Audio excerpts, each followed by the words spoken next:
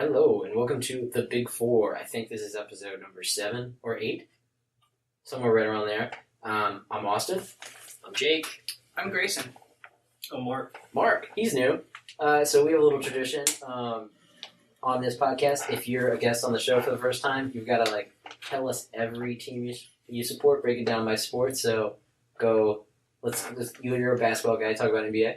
All right. Well, first I'll do NBA. I like the Cavs. I'm from Cleveland, first off, so I got to support my hometown teams. I like the Indians, obviously. I don't make any 3-1 lead jokes anymore because of what happened to us with the Cubs. So you'll never hear a 3-1 lead joke out of me. And for football, I like the Browns, but I've had kind of like a strenuous relationship. So Really? I'm gonna break our down from football because I've been so depressed with the Browns. So it's not a fun topic for me. Like, I hear every year, oh, you guys are gonna. I'm like, I've been hearing that since I've been a kid. Like, you think I want to hear that again for another year? So I'm just waiting. So Believe me, there's a light at the end of the tunnel. It's coming from a Philly fan. There is a light at the end you of the guys tunnel. have been to the playoffs though. There's always room in Bill's Mafia. No, there's there's never room in Bill's Mafia. All right, and do you no hockey team, right? No hockey team, but I like hockey. I'm trying to find something with hockey. Yeah, we talked about this earlier. I want you to join in the playoff discussion we have a little bit later because I want to hear what you got to say. Deal. I want to see how far I can reach into your hockey knowledge. It's very low. I I'll know. tell you that. I'm excited. Don't get too intimidated. So we're going off script. We're just kind of doing whatever for this podcast. So anybody got anything they want to start with? Anything they find interesting? Any sport? Let's do it. Let's get crazy. Okay, so we have a lot about basketball, so we can save that for a little later. That's a good point. Patrick Reed. Congratulations. That's how I want to start it off. Congratulations to Patrick Reed. I didn't think you could do it. And you did it. Enjoy the green jacket from all of us here at Wodoo. He won the Masters, by the way. Austin. Yeah. That's golf. We know. Austin didn't watch it at all. I really watched it intensively. Did you? Mm-hmm. What was your favorite part? When he won. Who? Me too. Richard, right? No. Nope. No. Patrick Reed.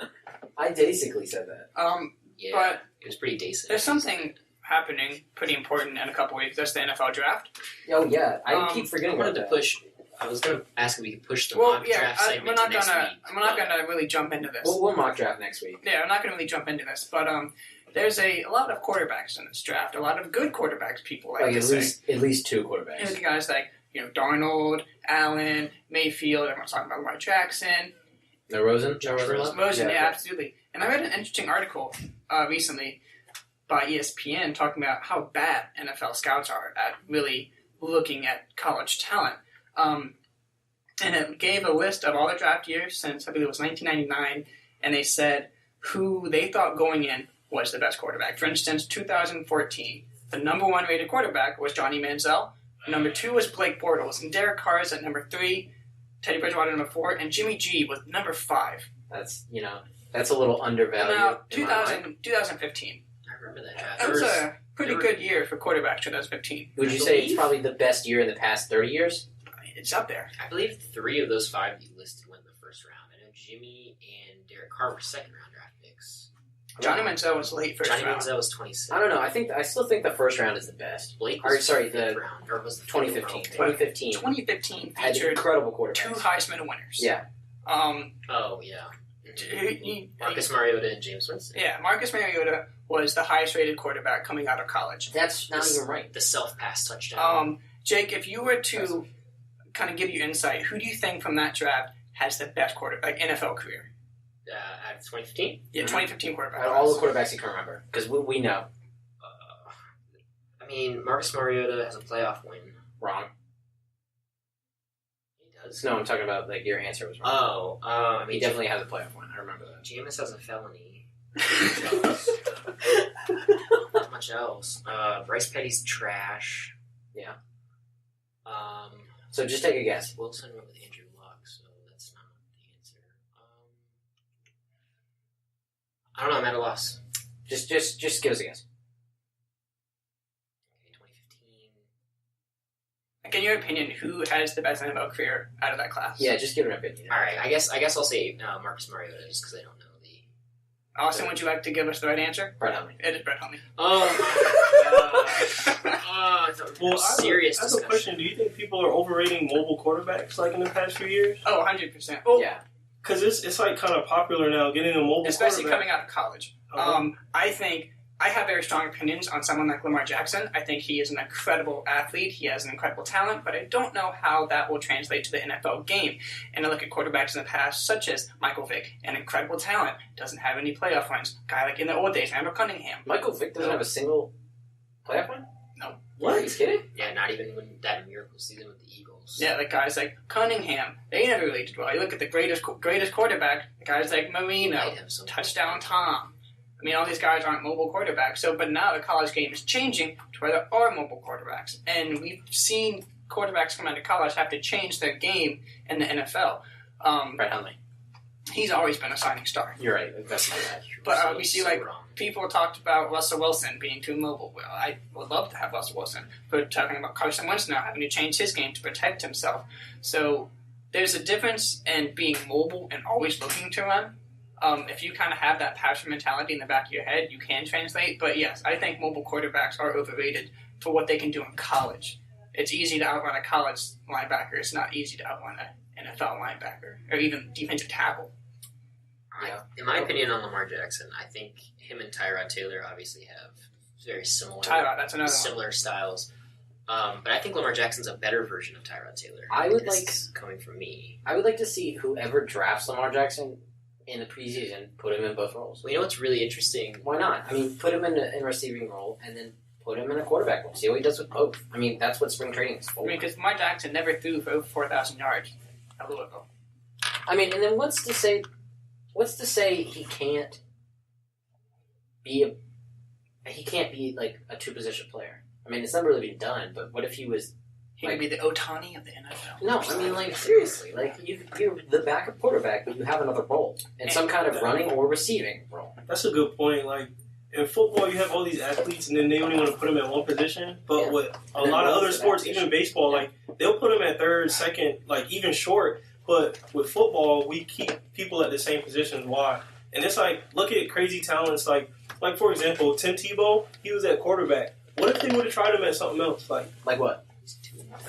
I'm gonna say running back because I've heard running back. But Tebow at running back? that's what I've heard, or fullback, or even tight end. But you just think about stuff like I know people can do other things. Like it doesn't make sense for, like you said, they should try him at receiver or something. I think it would be interesting just in spring training to. Look what happened with a guy on the Browns. I forgot his name. He went to the Redskins. Which one? Oh, Terrell Pryor. Yeah, we used to yeah. put him at multiple positions, and he did great. Like he did quarterback. He played quarterback. He Terrell did. Pryor, yeah, he got drafted from Ohio State to play quarterback by Oakland, and then he was the backup in Seattle before becoming a receiver. How did I know Receiver, and he used to return kicks for us. Yeah, Denard Robinson. Didn't he change in yeah. college? Denard Robinson. And who was the Ohio State quarterback who, before like Cardinal Jones, before he got injured, he could change to wide receiver? Braxton Miller. Yeah, He plays in Houston now. I'm not, He I'm had not a names guy. I sick just know. spin move in Ohio State. It was awesome. It's like, I mean, hit the circle level. My point is that everybody's an athlete. Like, just try. You can Yeah. try something else. And health purposes, And when you look at a A guy guy that's else going to be a lineman. Exactly. I mean, yeah. Nick Foles is a pretty good wide receiver, right? that's true. His You can one put him career in line. catch. One career catch. I think there's probably only. I think if I think about it really hard, there's probably only one athlete in the NFL I could see playing every position, like near every Who position. would that be? Fred Honey. Oh, my But in all seriousness, like Lamar Jackson, you look at a guy like Tyler Taylor, Michael Vick, they battled injuries their entire career. It's true. Even Carson Wentz is 6'4", 240, and he got injured running. Lamar Jackson is tiny. So I think he's going to have to change. compared to Baker, he's not tiny. He's 6'2". Yeah, Baker Mayfield's pretty. Well, I mean, Baker Mayfield's 5'10". Yeah, but he's kind of. But he's not that listed- he's mobile listed either, as though. generous. Baker Mayfield's more of a pocket passer. Absolutely you're right. as well. When you're short, you can't run as much as in college. Like Russell Wilson doesn't run nearly as much as he used to. Mm-mm. Yeah, and he's more dynamic. And for when him, he because when he runs, runs, he's really effective. He still Mhm. looks. He's still Save looking to it. pass. I mean, you'll see him in the backfield for 10, 15 seconds, and Yeah. they'll find someone downfield. I mean, that's what Seattle's trying to do. They're trying to build up their line, give him weapons Like, they used to be a defensive-minded team. That's no longer the case. Now it's Russell Wilson's team. Yeah, and he held that team up last year. No doubt. Like, when Richard Sherman was out, all the various injuries, having effectively no running back, I think their best running back was, like, Ed Lacy, wasn't it? No, not even. It was like Christine Michael. Christine Michael, no, I'm sorry. Carson somebody. I mean, we can't even name off the top of my head. I mean, he led the league in touchdown passes. Well, and Russell Wilson? Paul Richardson. He also led the team in rushing yards. Yeah. Wow. What do you think about that quarterback leading your team in rushing yards? Is that good or bad? That's not good. I mean, he can be up there, but like to be leading the team, that's not good. Did Cam Newton ever do that? No, I doubt it. Not like Jonathan Stewart. Yeah, Stewart was good, and now that you've got, I mean, he certainly would have done it last season. I guarantee you, he was up there. You're not supposed to lead your team in rushing yards. No, as a quarterback. I could say you could probably be top 4, like, and that would be terrible. But like to be number 1, that's no good. I mean, that's too much pressure on a quarterback. He's doing too many roles. I know, it's ridiculous. That's crazy. Yeah. So, all right. Okay. Who do you think is your most overvalued and undervalued quarterback in the draft? Like, who do you think is overrated and who is underrated? We'll go around the table, so you can. You want me to start? Yeah, sure. I think underrated is Josh Rosen. That's all overrated this guy. I love Josh Rosen. I know, that's all. Anytime I talk to him about the draft, this is the only thing he talks about. I mean, I agree. He's one of my favorite quarterbacks in this draft. Your turn. Like, it's so funny. It's so funny to me because, like, you listen to a bunch of these experts and they're always like, oh, durability is a big issue. And, like, don't get me wrong, it's a big issue. But if durability is the only issue and he's the most polished passer, he should definitely be a better target than somebody like Sam Darnold, who, in my opinion, to me, I just don't see it. I don't see it with Sam Darnold. I think he's kind of overrated.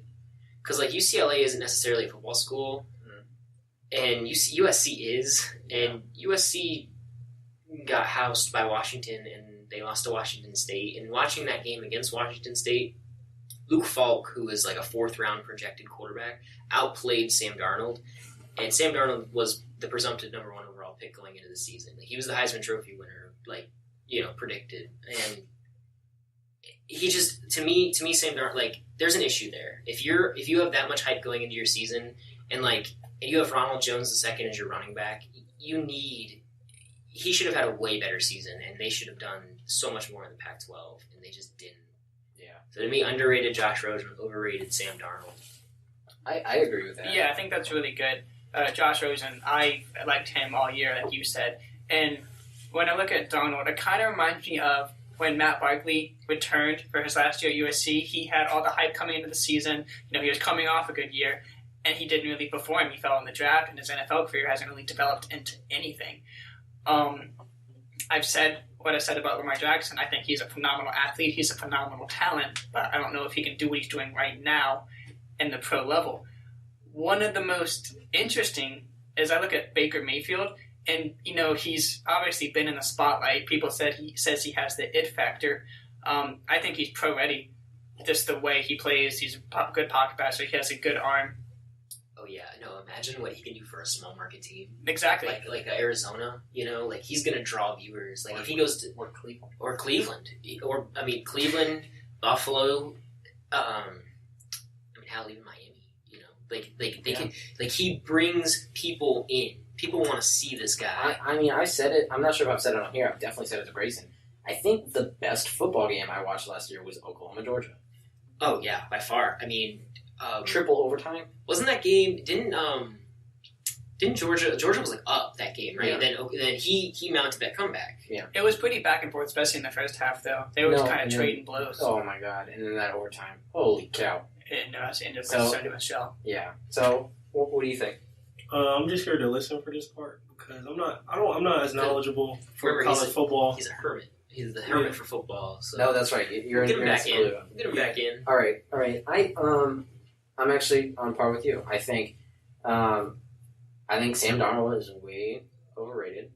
I don't think he's going to be that good, and I think Baker Mayfield is way underrated. And I've said it probably on here before that I think he is going to be one of the more successful quarterbacks in this draft. Because, I mean, this is a game-changing draft. I mean, quarterback-wise, it's a big one. All five of those guys, all five of them can change a team. I don't think all of them will succeed, but I think all of them have the potential to succeed. They're all instant starters, and that's what we like to see in the NFL. We saw it with Mariota Winston, number 1 versus number 2. We're seeing it with Jared Goff, Carson Wentz, Dak Prescott, especially with the division matchup. So if you're seeing 5 young quarterbacks all potentially being first-rounders or high second-rounders playing in the same league, there's going to draw that competition.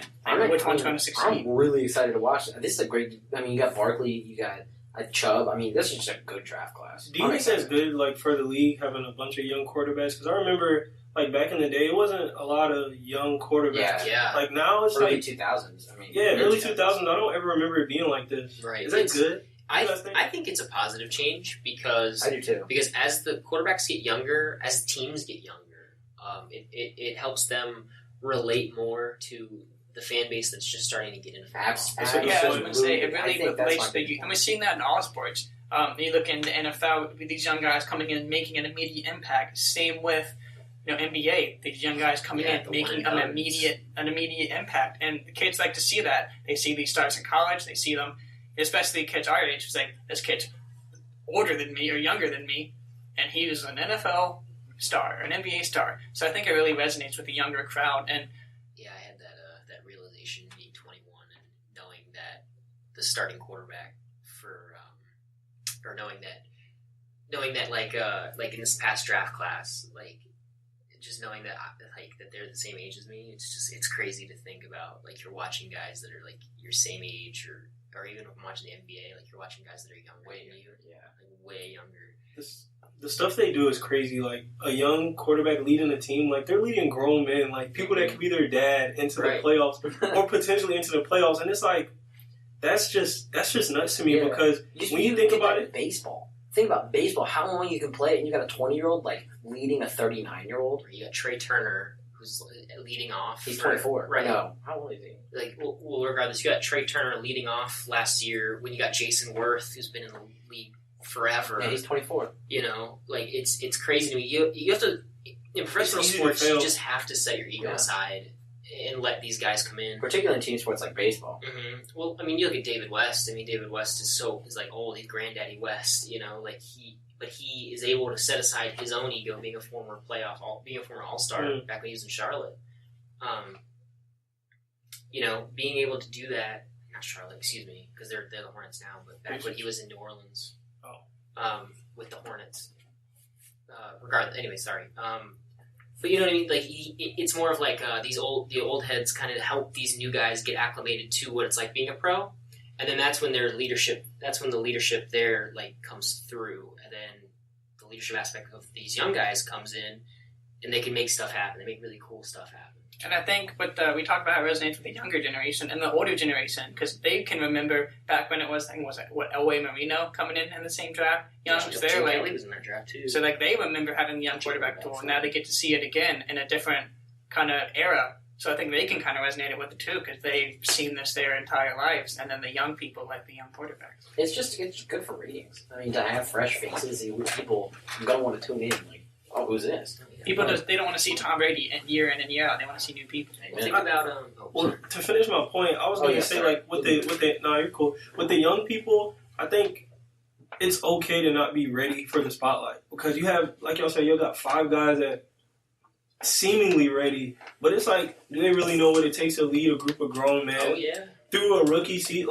That's a tremendous amount of effort, and when you have a coaching staff and a whole city depending on you, I think it's okay to not be that guy that year. Look what happened to Kaiser. Everybody expected him to be Cleveland's hope and savior. And look what happened. He cracked under the pressure. And am I mad at him? I'm not even mad at him. Imagine what he was going through. He's a rookie. I was mad at him for leaving Notre Dame, but I wanted him to succeed. But I totally agree with you. That's right. You're a Notre Dame fan.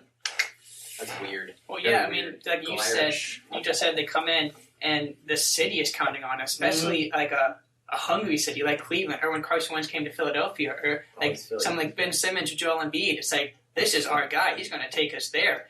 And some people shine under the pressure, and some people crack under the pressure. And you got to think, these kids are still... It's a gamble. They're 20 years old. They're kids. Exactly. They're kids. Right. Well, that's what I felt like, because a lot of people will say that this year for Josh Jackson in Phoenix, they'll say that he's a bust because he had so much hype going into the draft. Personally, I thought that he was going to be one of the better ones, but he's only 20 years old. So like, how much can you respectively expect from him and from that Phoenix team in general, He's being 21. so young, 21, regardless, whatever. But still, I'm just saying, like, it's to the same point. It's just like, you come in here to teams that aren't necessarily good, and you expect these kids that can't even drink to come in here, can't even drink legally, to come in here and lead your team to the playoffs automatically. I mean, come on, give me a break. He's asking for a lot. Like, Markelle Fultz is 2 years younger than me, and he just grabbed his first triple-double. Like, this kid's making millions and playing in the league with grown men, just got a triple-double, and I'm in school, he's doing stuff as a kid, and we expect these kids to, lead people to do, crazy amounts of things. And like he said, cities depend on them, and, that's so much pressure. Yeah, remember when Kyrie got drafted by Cleveland? And how everybody just automatically labeled him as, the next big thing, the next We savior. had to. We weren't really having anything to look forward to. Who? That was Kyrie. Oh, yeah. This was right after the decision. Yeah. So it was just things were bad, bro. We had Anthony Parker. Kyrie's shooting guard. And Kyrie's Jamario pretty Moore. good. Yeah, Jamario Moore. Yeah, Bro, Kyrie, he's okay. I think it's also scary to think about. Ben Simmons, just 21 years old. This kid is 6 or 7 years away from his prime, and he's doing what he's doing now. That's freaky to think about. Well, he was a pro in Australia, wasn't he? Yeah, well, kind of. I don't know. He played in MSU. He played No, I'm saying Like before he went to U17 or LSU. something? Yeah, he was, U17. he was playing for the Australian national team or with the Australian national team. He's been on that stage. Yeah. Which is so interesting to He's me. dual citizen. I always get super frustrated when it comes to Ben Simmons because what they did with Oklahoma this year for the NCAA tournament, they should have done that with LSU. Because obviously, if you want people to watch Oklahoma play because of Trae Young, then why didn't we get Ben Simmons? It's the same logic. It should have been applied there too. Ben Simmons didn't get that treatment to me because he was from Australia. I don't think they look like international. Which is crazy because I feel like that should be more of a factor. That should be more dominated, right? But he that's dominated the right? SEC that year. He made LSU. He made me want to watch LSU basketball, which has never been the case because I was too young to watch Shaq play. So I've never, but it made me want to tune into when he played Kentucky or played this. It was the same thing when Oklahoma played West Virginia. I wanted to watch what Trae Young does against the press. I got what I thought I was going to get, which was a bunch of turnovers and a bunch of threes. But still, it made me want to watch this. All right, 2 things real quick about Markelle Fultz. He had 13 points, 10 rebounds, and 10 assists. He barely scraped by, but he did it in 25 minutes off the bench. That's awesome. Off the bench, and he's the first teenager to ever do it. I totally missed that yesterday or whenever it was, so I just had to look it up. I'm pretty blind to triple doubles. It's just second nature to me. Shut up. He's a Thunder fan. Russell Westbrook. Yeah, he's a little spoiled. He's stat pads. Hey, you know what's crazy? I was looking up a stat. Lance Stevenson led the league in triple doubles. I want to say 4 years ago, 3 or 4. He has 5 triple doubles. Are you kidding me? Now triple double is just whatever. Yeah. We're getting used to greatness, and that can't happen. You don't even get an ESPN notification every time it happens. Well, that's what Westbrook did. He made triple doubles the norm. It's not normal. Yeah. To do what he That's a good did point. last year and this year. I think a true point guard, if you're playing true point guard or true center, you should get a double-double every game. No doubt. That's what the Joker does in Denver. Well, yeah, but double machine. He's like Kevin K-Love Love, back in the day. Yeah, a triple-double, though. That's crazy. Mm-hmm. I agree. It's just, there's a few positions that should double-double, probably every game. If you're going to play good basketball every game, your center, your point guard should probably double-double. Your center should get quite a few rebounds. Your point guard should get a few assists, but with the way the team's changing, both should get at least 10 points. Wait, that's nice. Funny, Westbrook, it's the second time in his career he missed a triple-double by points. He had 20 rebounds, 17 assists, and 6 points. That's really funny because it's Russell Westbrook with 6 points and 17 assists. He doesn't play selfish basketball. Well, I had one coach back in the day, and he asked me, he said, what would you rather have? Would you rather have 18 points or 18 assists? And I was like, oh, well, I'd rather have 18 points. And he's like, okay, that's selfish basketball. I think 18 assists is more impressive, Well, honestly. that's exactly that was his Your point. teammates are hitting shots. Right, that was his point. He was like, 18 assists means you at least get double, so you get 39 points compared to your 18. And as a point guard, that's what you should try. If I look at a box score and see 18 points, I'm like, okay. If I see 18 assists, I'm like, dude was dealing. Yeah, That's exactly. You're talking about him making triple doubles the norm. I think that LeBron has made passing the norm. Like Michael Jordan made it so hey, if you should take the last shot. You're the best player. But with LeBron, it's like I'm going to pass to the best person for the best shot. Yeah. And Lonzo Ball to me is like an embodiment of that because he said LeBron was his favorite player growing up. Lonzo, like you said, like these kids growing up, like they're overall players. Like Marco Fultz getting the triple double. Lonzo's like a triple double threat every game. Like it's not about scoring that much anymore. It's about doing everything you can to help your team win. And that's fun basketball. That's fun to watch. Yep. I mean, like the Michael Jordan era Bulls. That's fun for a different reason. It's time for the sport to evolve, which it has, into something that's different and also is equally fun to watch. Positionless basketball. Which is totally fine. It's cool. If it's maximum effort from all facets, it should be a really good game. Yeah, I mean, and that's what I think I've seen a lot of good games this year. Well, we're talking a lot about that Minnesota game last night. That was just fun. I didn't watch. I was hurt. I was hurt at the end. You wanted the Nuggets to go too? Yeah. Yeah, man. When was? Yeah, I don't know. I wanted Jokic to go to the playoffs. Like he's by far my favorite player in the league right now. Like, I love how he plays. And I think the Nuggets deserve that because if Millsap wouldn't have been injured, they would have been third seed in the West. Mm-hmm. Yeah, hey, speaking of playoff basketball, you guys want to just go through a bracket real quick? Yeah, do you just want to break it down? Yeah, sure. Let's go East or West. Let's start with the East. All right. It seems more of a cakewalk. Oh really? my God! Here's people calling the East a cakewalk too. You just want to diminish LeBron. You just want to Kill LeBron in the West. He's not that good. You just want to like go through each game. Go through each game as a round table. Yeah, sure. Let's Toronto, Washington. I got Toronto. I got Toronto. I'm a Washington fan. I got Toronto. Toronto. I got Toronto in 7. Okay, I see. I had this conversation earlier. I had them. Dude, I got Toronto in 4. I had them in. Who are they sweeping? I had them in. Wizards. Last year in the first round, didn't Toronto have trouble getting out the first round with the Bucks? Ever since. So how are they going to sweep the Wizards? They're not That's what I'm saying. Ever since. Okay, they might not sweep, but It's I a think fun they're going to guard. get It's 5. a really fun guard. I said It is I fun. It's said a really 5. fun backcourt matchup. I said 5 or 6 because John Wall coming back off that injury just has not been that good. I'm not sure if it's coming off the injury. I'm not sure if it's the new haircut. It's not really. His head's still heavier than it was before. Yeah, he's off his game. Mark said earlier, actually, my first impression of him, he said that when it comes to playoff time, it's about stars. And in my opinion, the best player on the floor for that series is DeMar DeRozan.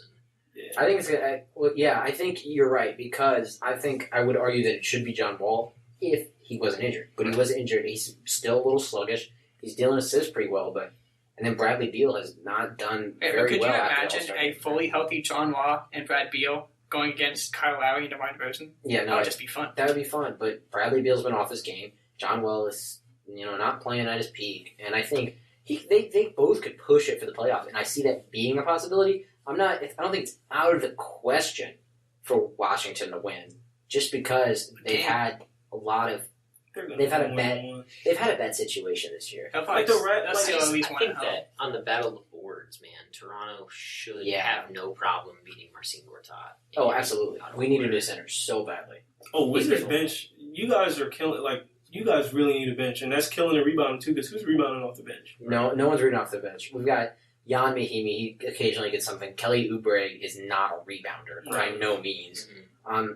I can't think of Frazier. on the bench. No, he's not a rebounder. For a guard, he's barely a point guard. Oh, I don't like Tim Frazier. Actually, he killed in my fantasy league that one year. He was getting all the triple doubles for the Pels. What about Thomas Satoransky? That kid. I've seen him play a lot of basketball. Ty Lawson. He's good. Yeah, they did. Oh yeah. So there's some more. There's a little bit more depth. Presence. Yeah, and then a guard. Look, this is my thing. The Raptors should beat the Wizards, and they should beat the. I agree. The Raptors should beat the Wizards, but it's like Toronto, like in the playoffs, they just fall apart. Weird. Like, that's the thing. Like it's like the Nats. You can be the best team and just like absolutely. Toronto getting out of the second round is weird. Yeah, Toronto getting out of the second round, like getting out Because they've had good teams in the past that haven't done anything. even if Indiana pulls off like the Hail Mary, like I think that they're going to. No. I think what I'm saying, like I feel like both those Like games LeBron. are going to be are going to be crutches for Toronto, which sucks because I said it. I like Toronto. I said it earlier in the week. I would love for this year to be the year that Toronto breaks through the glass ceiling and makes it to the finals. I think that Killing. no, I'm just saying, like, this is from a personal preference. Do I think it's going to happen? No, but I would love to see it happen. I feel like that would be a great story. I might take it to a different area here, but I like seeing greatness as a sports fan. So why would I not want to see Tom Brady go to the Super Bowl? Because when he's not playing anymore, I'm going to be like, I miss Tom Brady. When LeBron's not playing anymore, I miss I am LeBron. not going to miss Tom Brady. But my thing is, I'm not missing either. as a sports fan, I like watching greatness. Like, if it was your team, you would be like, I got no problem with my team going every year, but from an outside looking in, you're like, man, they need to stop going. Like, You can say it because LeBron James is on your team. Right. I'm being honest. I love playoff LeBron. I love Well, LeBron. no, everyone does. I mean, okay. unless you're That's a playing good the point. Thunder. I love playoff LeBron. Well, this is a good segue into Yeah. the next matchup. Yeah. I got them. Wait. Everybody give your prediction for in games. Right. So I think Cleveland is going to. No, for Toronto. Oh, I'm sorry. Oh, I'm real sorry. quick, Right. just I'm real sorry. quick. What do you think, I got Jake? Toronto in 5. Toronto in 6. Toronto 7. Toronto 6. Okay. Now moving on. Let's start off with that for Cleveland, Indiana. I got Cleveland winning in 5 games. I think Cleveland will sweep them. Sweet.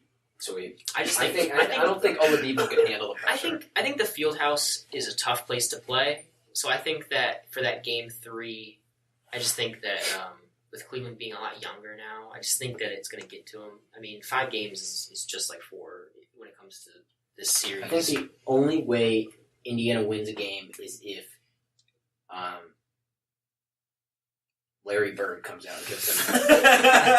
He just sits in the corner and starts shooting. No, Reggie Miller straps I up. want him on that bench just mouthing off. Because I think that's the only way Indiana wins. I mean, But Depot's going to have to go off. I think they can win if Miles Turner has a big game because Miles we don't have Turner any should- presence on the inside. He was pretty good when we saw them play, right? Yeah, he had a dunk. It was awesome. Yeah, we we went to a Wizards Indiana game and there was 2 dunks. I think Miles Turner, did he have both? No, Depot had one, and then Jan Mahimi had the other. It was simple. It's like backdoor pass, slam, and it was like dunk of the game. Yeah, I know. Yeah, that was a bad game. That was like probably the worst basketball game I've ever seen. I think Miles Turner should beat out Tristan Thompson. I agree with that. He's not going to start. Well, he's got the Kardashians. Does Miles Turner start No. for the Pacers? Oh, that's right. He cheated on He Chloe. cheated on Chloe. Tristan Thompson's messing up, y'all. I mean, No, he did the right thing. Adultery is never the right thing, especially when your girl's at home. You go. pregnant. I mean, think about this. He cheated on his girl to get with Chloe, and she was pregnant too. That's so true. Yeah, she knew what she was getting herself into. This is a repeat offender. He's just kind of overall a dirtbag, but at least he got rid of the Kardashian curse for the playoffs. He did.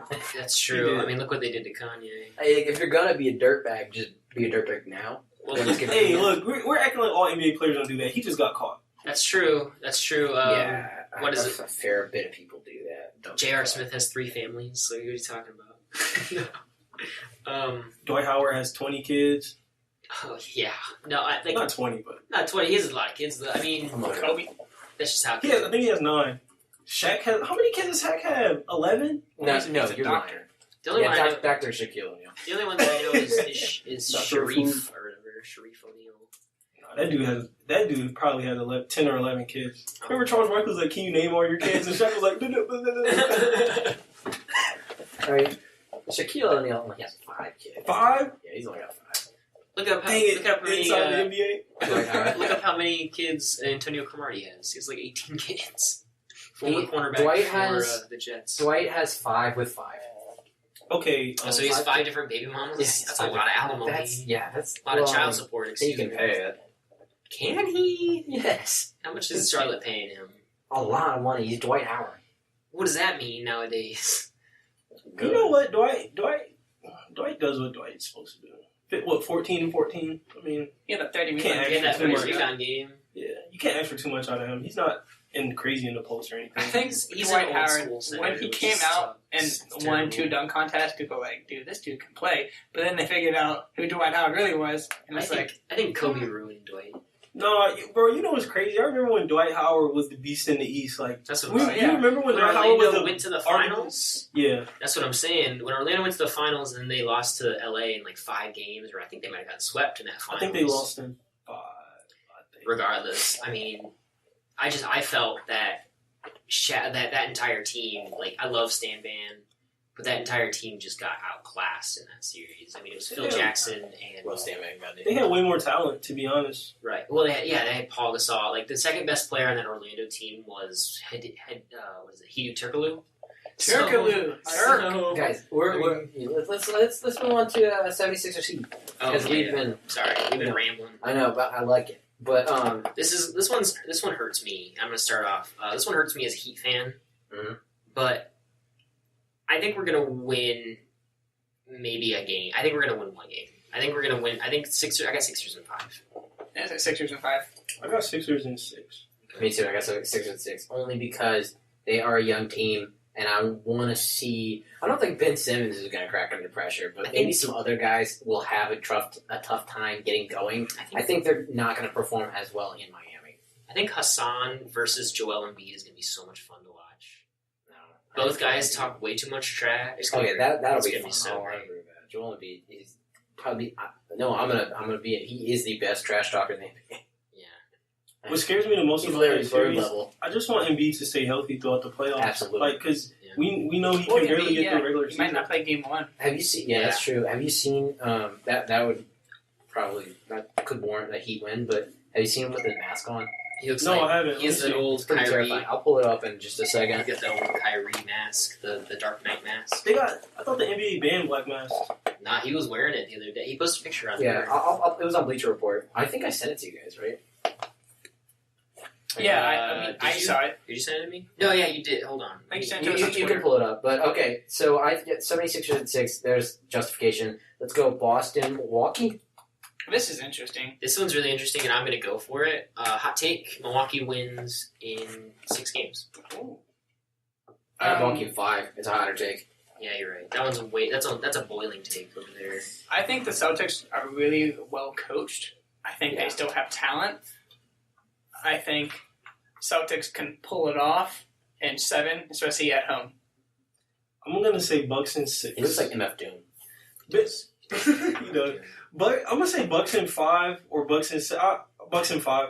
They have star power, and I'm gonna stand by what I Just say. Bucks in 5. Yes, star power runs the playoffs. They have Giannis, Jabari Parker, Chris Middleton. Brogdon. Like, are you Eric kidding me? Bledsoe. Who Boston? Eric Bledsoe Boston. and Giannis. Boston is versatile, Should be a but their total team winner. is huge. The Bucks are huge. Like, And Boston's just injured. I mean, they're injured. if they had stayed healthy, every single player, including Gordon Hayward, They probably would have won 64 games. I'm being dead serious.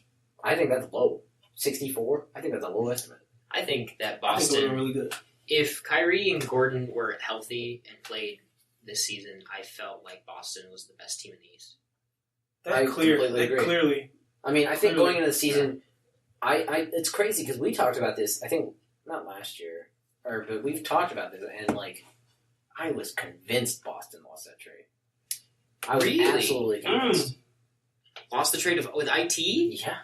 I was never a believer in Isaiah Thomas. I was. thought it was admirable. I watched him Given play that that 5'9", playoff against the Wizards.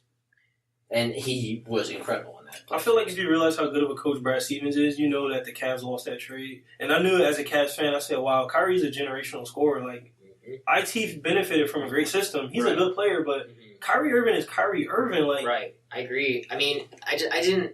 I knew that they were going to trade him. I didn't think that they were going to trade him to Boston. Yeah, It was that their seems- ultimate. It was their obstacle even before they had Kyrie Irving.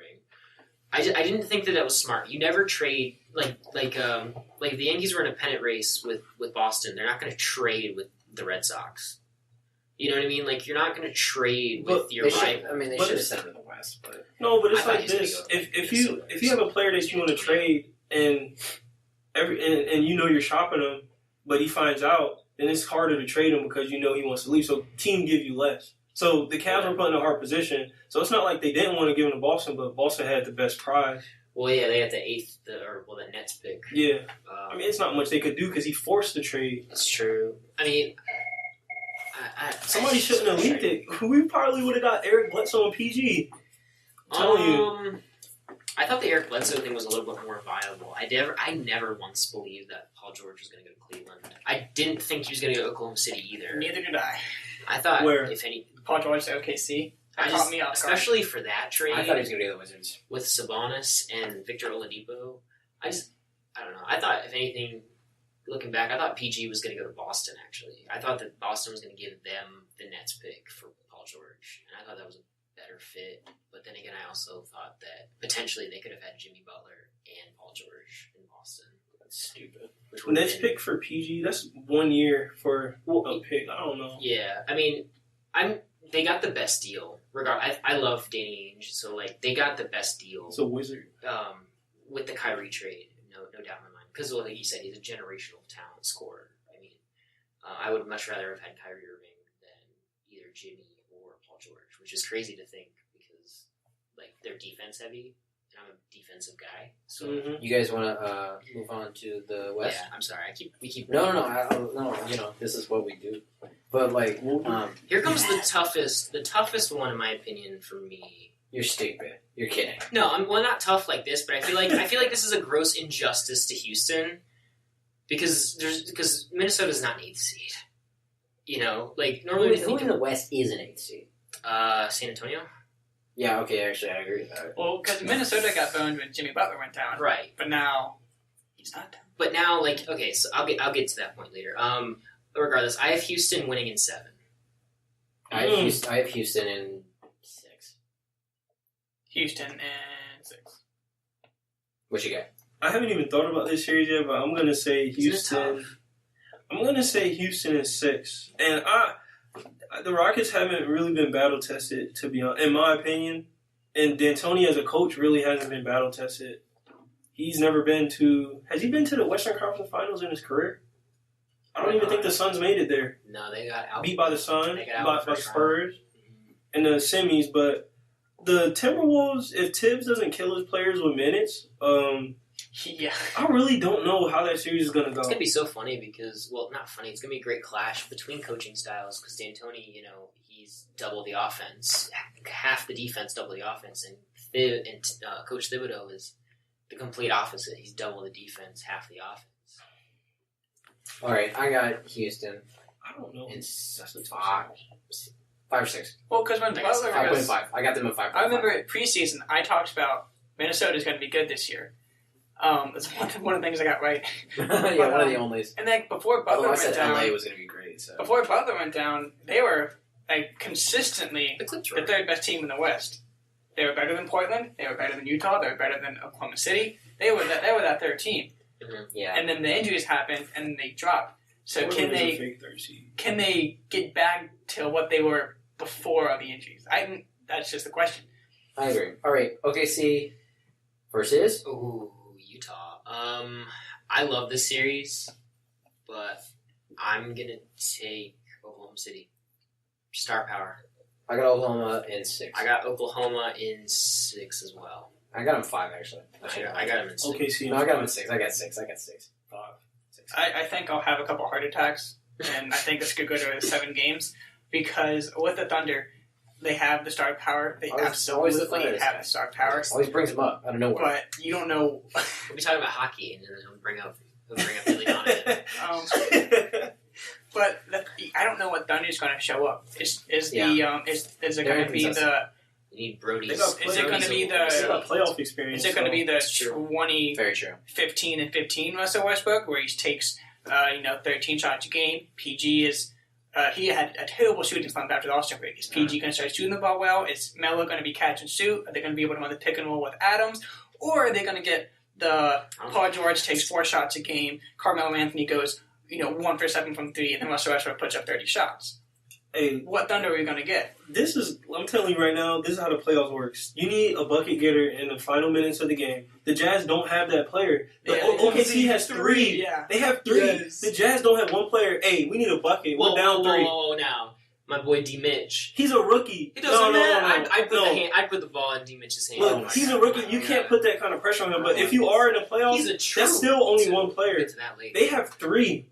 If D-Mitch goes down or is not hitting, it's nobody else on the Jazz that can do anything. Excuse me. Well, Paul George, you guys remember in the... No, T-Dot. You guys remember last year in the first round of the playoffs where Cleveland played Indiana? Yeah, he went crazy. And what I'm talking about, game 1, right? Indiana had a chance to win that game. Mm-hmm. And instead of Paul George taking that last shot, because I believe they lost by 2. C.J. Miles. He passed it to C.J. Miles. That's the one thing I've always had an issue with Paul George, and that's the fact that he's always been a number 2, in my opinion. Like he's always been like a Pippen, kind of like where he has the ability to take over and be a number 1, but he's much more suited mentally, I guess, to be a number 2. You don't think that 2014 Patriots team was his as terming him being the best player? Because David West, he was the dad of that team. Right. You don't think that was his Patriots team? No, don't get me wrong. No, that was his team. But I'm saying, like, in that series specifically, Lance Stevenson was, like, their number 1 offensive option. For that, because that was the ear-blowing year, right? That was the ear-blowing series. See how much he averaged. But like I said, what my point out of that is, you have 3 guys that are able to take that late bucket, but I think Paul George is more than likely going to pass it up. I think he's going to give it to Brody, and Brody should take the last shot. Yeah, well, we can agree on basically you need shot makers in the playoffs. OKC has 3. Yeah, and I mean OKC, this year they've already stepped up to the plate against the big teams. They've beaten Golden State twice. They've beaten Houston. They've beaten Toronto. I think they're 6-3 against those 3 teams. So they've stepped up to the plate. They just need to play the right way. And I also don't like getting myself too excited. It doesn't really end well with me. All right, let's regular season. Let's calm down, Grayson. He's on the mic. And move on to Portland, New Orleans, and I'll go first. New Orleans in 7. Ooh, there's a hot take. Is it that high? I like that. It's 7. It's 7. I'm not expecting the sweep. I'm not expecting the 5. No, 6. 7. But I love Dame. He's great. I love Dame. I think he's going to be the only player who shows up. I love AD. I love AD. I think AD is going to play his heart out. All the haters. All the haters. And they have Rondo, who has that experience. I think he's going to be... I'm not going to justify it. I'm done. Pelicans at 7. Terrific. I'm going to take a pass. I'm going to take a pass. Come back to me. All right. Let's go, Grayson. It depends on which team kind of impose their style of play. If you're going to try to play an inside game, Pelicans all day. If you're going to try to play a fast-paced scoring game, it's Portland. So whoever can impose their will early on, I think Anthony Davis is more powerful. So yeah, I can go with Pelicans 7. Pelicans in 5, and this is why. Oh my god! Playoff Rondo is a real thing. Oh my God. Playoff Rondo is real. Do y'all not remember when Rondo got injured and they were about to sweep the Celtics? Do you remember that? The same Rajon Rondo that thought that he was the best player on that 08 Celtics team. Look, at the round table for head coaches, they all said Rondo was a savant at basketball. When I watch Rondo play, he's one of the smartest people I've ever seen play basketball. Problem is nobody likes him, in a locker room. You know what? Pelicans in 6. I take that back. Yeah, it was a super really hot, super spicy. That tie. I'm taking Blazers. To me, they just have not put a solid enough team around Damian Lillard. They have one of the worst front offices, in my opinion. They're the Western Toronto Raptors. That's a really good point. That's a good. They signed Alan Krabbe. Associate them in my head. $25 million a year. Alan Krabbe, yeah. All right. Golden State. Wait, hold on. Oh, that's right. You forgot to give your take. Shout out to my cousin Joe over in Portland. I'm taking the Blazers in 7. What's up, Joe? How's it hanging, Joe? What's up, Joey? All right. What's his middle name? I don't know. Last name's Sullivan though. What's up, Joe S? Joey Soul. Joe S from Portland. We got your fan mail. Golden State, San Antonio. Golden State in 4. Golden State in 4. Wait, is anyone gonna be out for the first round? Steph Curry. Oh, that's right. But Golden State 5. Golden State 4. Greg Popovich is not going to get swept. No, it's not going to happen. That's why I said 5. Greg Popovich is not going to get swept. The Warriors won the series. They got swept last year. Yeah. Remember when he like It's not sat gonna all of his happen again. like best players like in the fourth quarter? Not like, but like at the end, he was like, "You guys just enjoy it, I guess." You know, Yeah. like they were down by like 20 points, and he was just like, "Yeah, whatever." You know, like.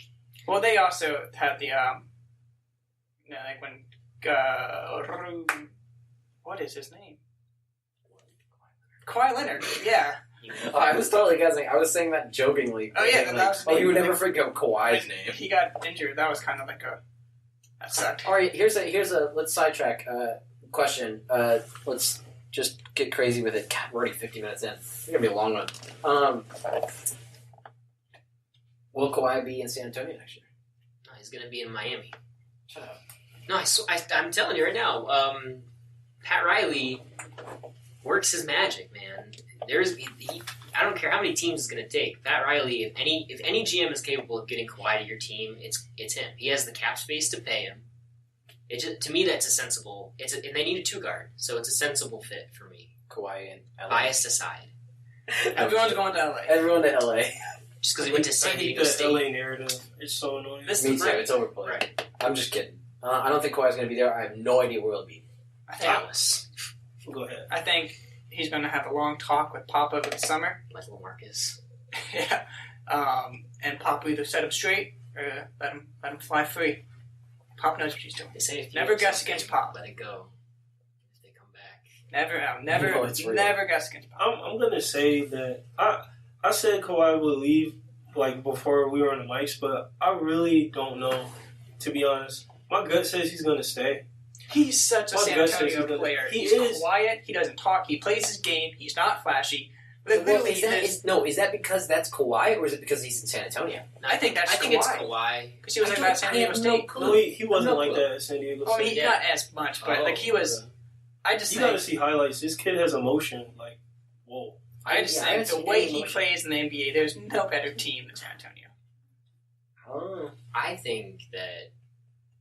I mean, San Antonio, you can always compare to New England in the fact that like their players just never show any like real. I mean, they show passion, obviously, but like there's never any problems. And I think it's really interesting now we're starting to see problems with those franchises that we've always held in such a higher esteem.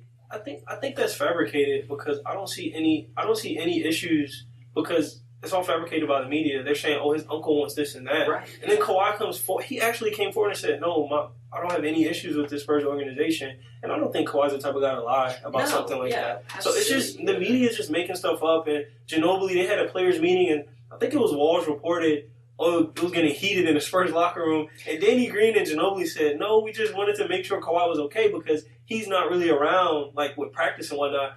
And somebody who's injured, like playing a sport, and having or having players that are injured and they're not there with you, it's a little different. But you might understand why they don't want to be there. So are they gonna blame Kawhi for like? If Kawhi Leonard is as competitive as everyone else in the NBA. Yeah.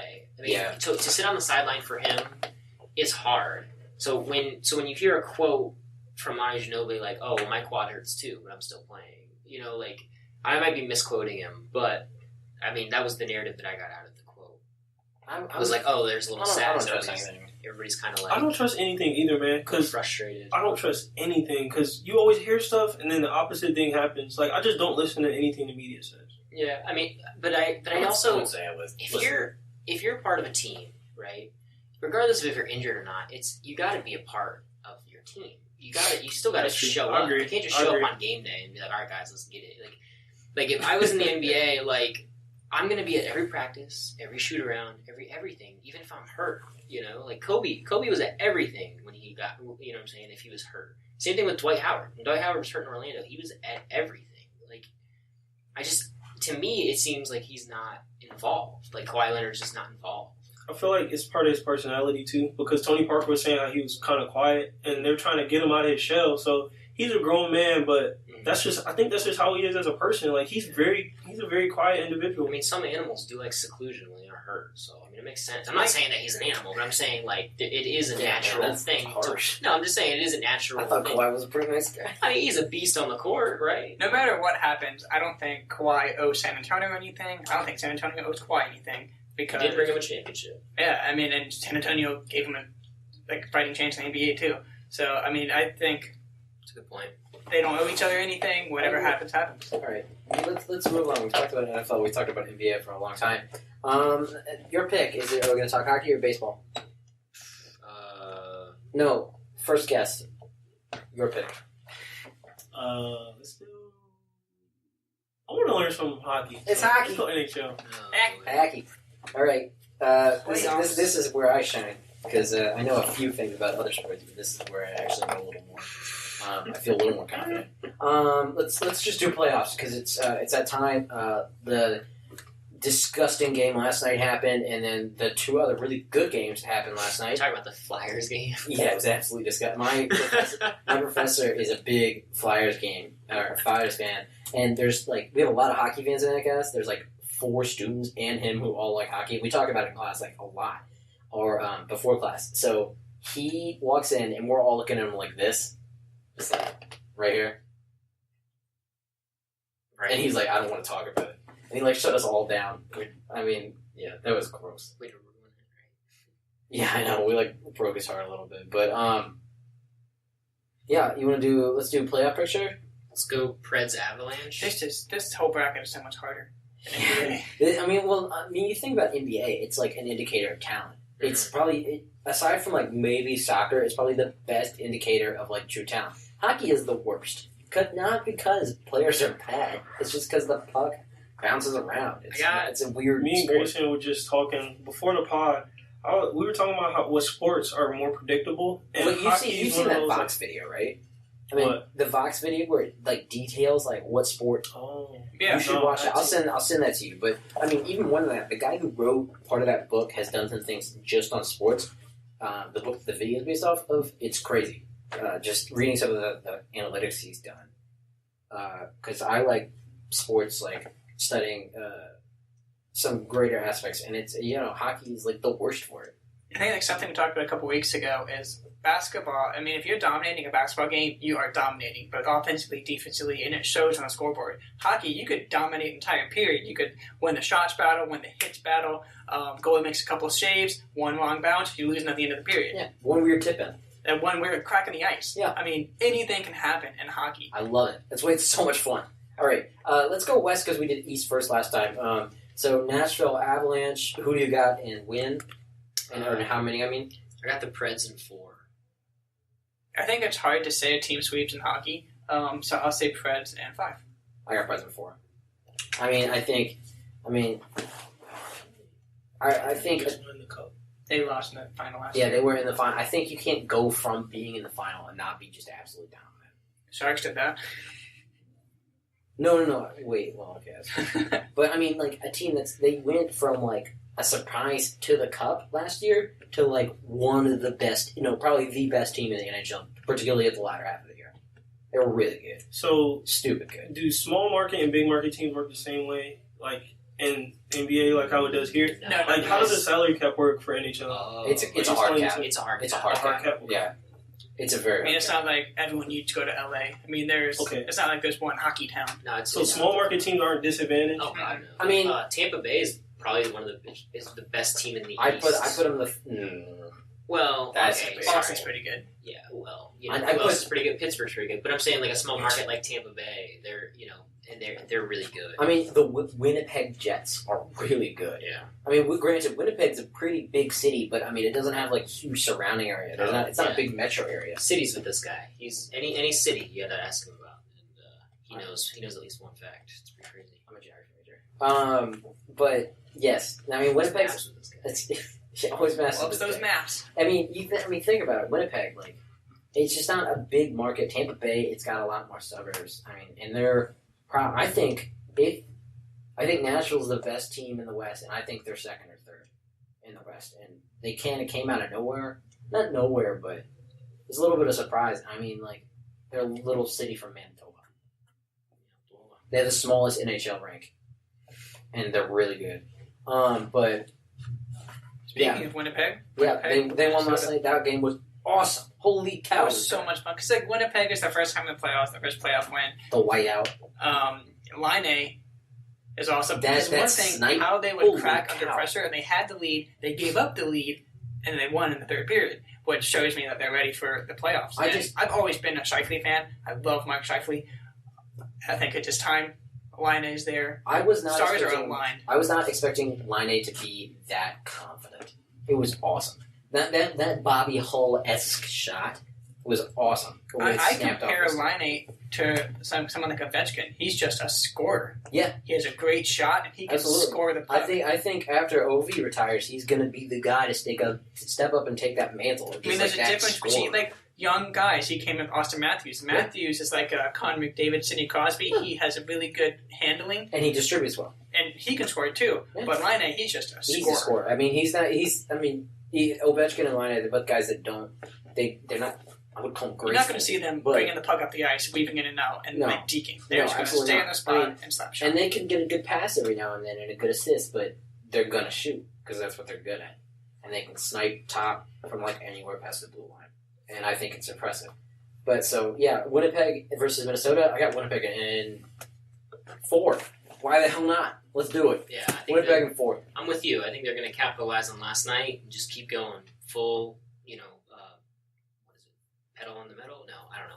Pedal to the metal. Pedal to the metal. There you go. And I think they're just going to capitalize. I got them in 4. Yeah, I think at this point their youth helps them. They're confident. Oh yeah, they're scary. Next round, they're going to be scary against Nashville. I think they're going to be the best I think series. they're definitely going to win the series. Oh my god, that Nashville Winnipeg, if it works out that way, that every single game will be so much fun, no matter what city you're in, because both cities this year are so hockey crazy. All right, what do you think?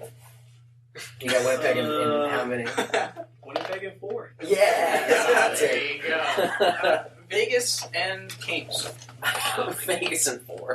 No, Vegas in 6. I mean, because they've got guys on the team with playoff experience. What, the Kings? Yeah. No, I'm talking about the. Did I say Kings in 5?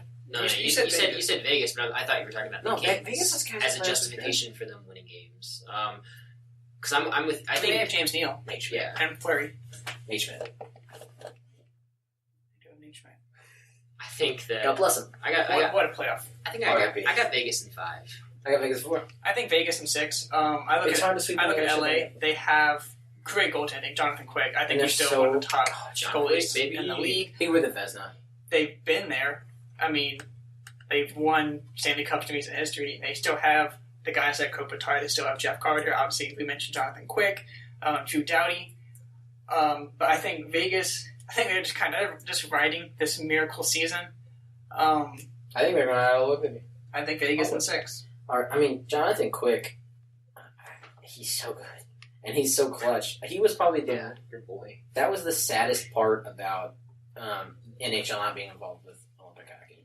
Not seeing Jonathan Quick play for USA. Right? That's what I was... I had the same USA issue. has some good players. Yeah. Wait, question. Do most of the players from the NHL come from Canada or here? Yeah, 50% of the NHL come from Canada. Wow. Canada. And then I think it's around 25-ish comes from USA. How many from Russia? Less than that, 20. Does the NHL have international scouting? Yeah, a lot. Oh, yeah. Huge. Finland, Sweden, Russia. Those are the 3. And, Austria has a good man. Australia has their one shining star. Austria. Yeah, Australia has their one shining star. Yeah, Nate Walker scored 1 NHL goal.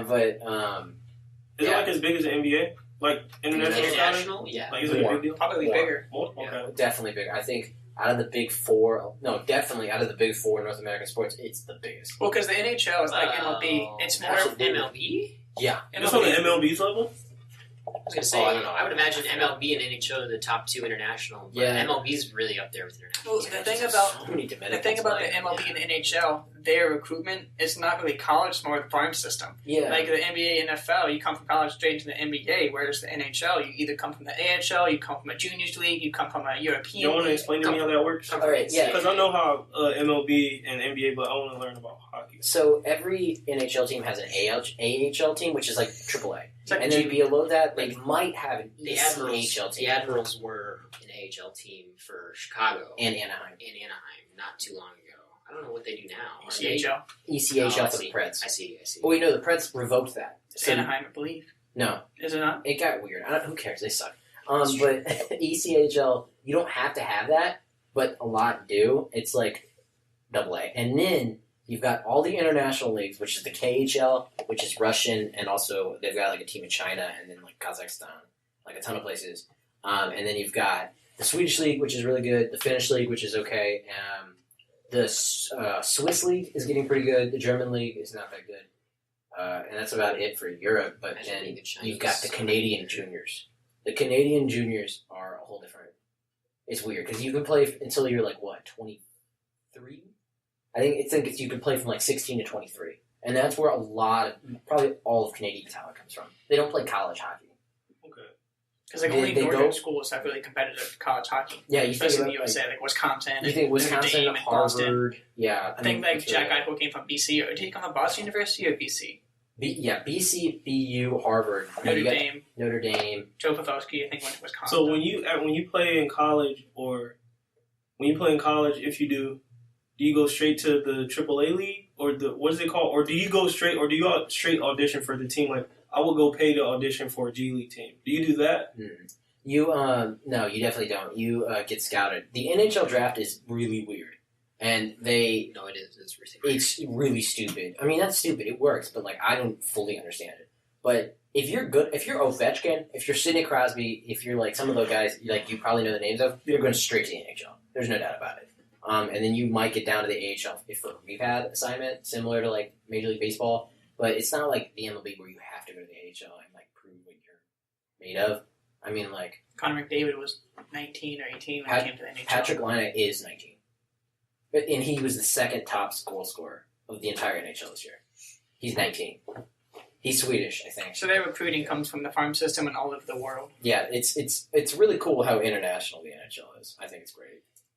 But some of the names alone, they're just fun. Patrick Laine is 19. He was born April 19th, 1998. So he's about to turn 20. I'm 37. Oh, he's Finnish. Yeah, no. Oh, well, actually, hold on. He's still older than me. Let's. He won't look 37, and you see him with his beard. It's pretty terrible. While we're doing that, we can move on to Anaheim, San Jose. That's a bad beard. That's like a redneck beard. Neck beard. Yeah. He looks 19. All right, yeah. This one's gonna be fun. San Jose in 5. No, 6. Yeah, I got San Jose in 6 as well. I think this is a really fun series because it is the Pacific Division and California matchup. And I see how.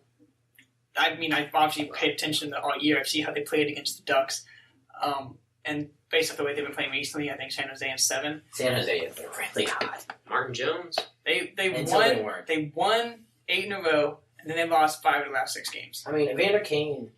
How much playoff experience does he have? This is his first time in the playoffs. He never went to the playoffs. He played for the Thrashers, and he played for Buffalo, and this is his first time in the playoffs. That's crazy how a guy that good can not go to the playoffs. He notched his first career hat trick with San Jose. That's right. Was Jones on the team when y'all went to the Stanley Cup last time? That was time? his first year. All right. So he's got playoff experience. He should be East. And then Kozlowski, Thornton's not playing, but Brent Burns. Oh, is he not? He's out? They're saying, I mean, right now he's out. If they make a deep run, he might come back, but I'm not counting on it. Yeah, okay. Tampa Bay, New Jersey are at Tampa Bay in 5. I got Tampa in 4. I think Tampa could tweak this one. Sorry, Chris. I got Tampa in 4. I'm not sorry, Chris. He doesn't listen. Well, he might. He's a Jersey Devil fan. He is. Boston. Yeah, there's not much to talk about there. I mean, Tampa Bay is just so good. This next one, I love it. You're talking about Boston and Toronto? Toronto. I got Boston in 7. No, Boston in 6. No, Boston in 7. Boston in 7. I got Boston in 5. Boston in 5. I think Toronto in 7. Ooh, there you go. What's that? What's the justification there? Toronto. Don't know why. I think another original 6. Yeah. They are. This is a good matchup then of the original 6. Another young team, another hungry team. They haven't had really any playoff success in recent years. Austin Matthews has had a great year. Yeah, he has. I mean, I just think they're ready. Is Austin Matthews American? No, I don't think so. Google it. All right, Boston in 7. I'm not gonna say anything. Caps, Columbus, Washington, Columbus. I got Caps in 7. He's from Cali. Austin Matthews. I thought he was American. Wait, you said Cali or Calgary? Cali, like right. San Ramon, Cali. Like California. Yeah. Sorry. I think Washington can win. They're pretty good in the first round. This one hurt. Regular But season, Columbus, they have a lot of young goal scorers too. With yeah, and their goalie. Cam Atkinson, What's their goaltender's name? Sergei Bobrovsky. What's their goaltender's name? Do you know? Sergei Bobrovsky. Oh yeah, okay, sure. He's been hot. His save percentage. Last year was good too. Well, I think he's like 922 right now. And this year they added Artemi Panarin, which that's a whole other story. Don't trade blew my mind. Yeah. So I think Columbus they can score a lot of goals. No, I think they definitely have a chance, but I think Caps and so. So that'll be a fun series to watch What too. about you, Jake? What is that? The Blue Jackets. It doesn't matter. Sorry. That's weird. Anyway, no, I got the Caps in 4. Four. Yeah, I got the Caps in 4. Stars, baby. Stars shine. Okay, that's fair. I mean, Backstrom has like 19 points in his last 18 games or something like that. Or maybe it's 18 and 18. Like, he's good. He's been hot.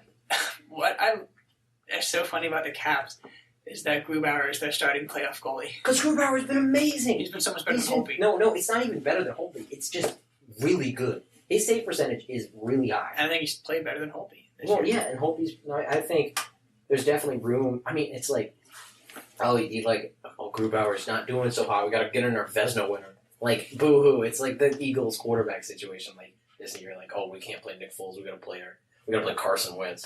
That sucks. You know? Yeah, really. You guys are gonna lose every game. If you play Carson Wentz. Yeah, I know. Nick Foles, he's the hero. But Foles the GOAT. You got Mark?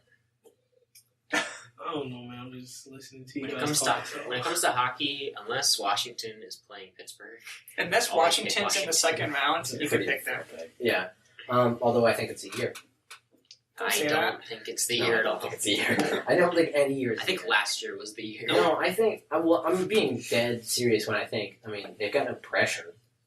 I mean, Cavs fans aren't expecting anything. Pittsburgh fans are Expecting just to win cup. Yeah, I mean, they're expecting this at is when least to beat Pittsburgh the fans Cavs. starting to call out of their holes. It's like, playoff time. Let's get started. He's like Melo with Yankees playoff ball. But, I mean, they didn't win the President's Trophy this year, so, like, you know, there's a little pressure off. I mean, I think if it was going to happen, it would happen, but I don't think it's going to happen. All right, Pittsburgh, Philly. Pittsburgh in 4. It's just sad. They beat Philadelphia last night. Did you see the score? Mm-hmm. It was 7-0. That's terrible. Really bad. That's like 140 to like 82 in basketball.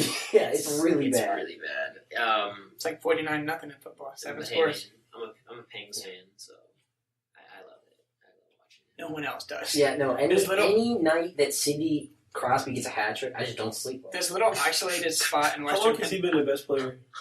Pittsburgh's best player? Yes. I wouldn't say he is. Since before 2009, he's been I've the been hearing captain. his name since I've been here. Oh, NHL. he's the star. He's one of the faces of the NHL for sure. Right. Well, I who's don't the think- best? Malkin's great. I think I love Kenny Malkin's Malkin. Too underrated. I think Chris Letang's very Chris Letang underrated. is very good. He's got my good stamp. favorite on the Pangs. But I also love Murray. Phil our Kessel's good too. goaltender. Can't stand Phil Kessel. I mean, I hate Phil Kessel, but he's really good. I mean, they got a few guys, but I think I would put Malkin as their best player.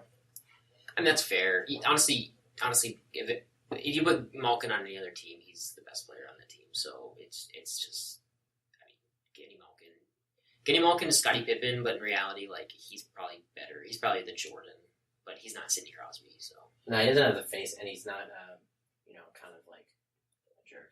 yeah, The only thing- everybody hates Sid. He's the worst. He dies so much. Everybody thinks that he flops. He I mean, does when I hear NHL, I always hear Sidney Crosby. Like, He's the worst flopper. Well, worst. he has a Spears bad people, problem with cut concussions. fingers Yeah, off. last night just have spearing everyone left and right. One thing you need to know about You're hockey. blind to it because you're a Pittsburgh fan. It's There's my a- bias, absolutely. There's a little area, isolated area in western Pennsylvania that loves the team. No one else does. Except for this kid. from upstate New York, but I still love that team. You should be I should a be Buffalo fan. in reality, I should be a Sabres fan, but I can't. But Why would you get do it. that? You can't.